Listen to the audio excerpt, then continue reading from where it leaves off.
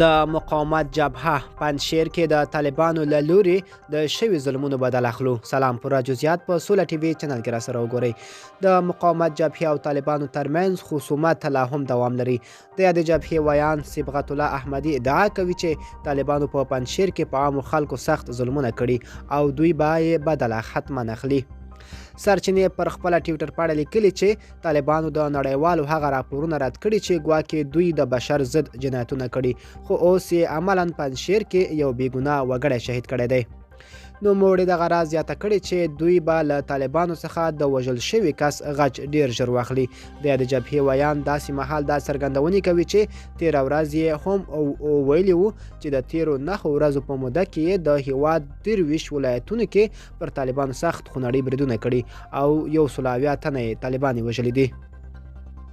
سرچینې تېره ورځ هم ګواښ کړی و چې د طالبانو پر وړاندې به یې مقاومت دوام ولري.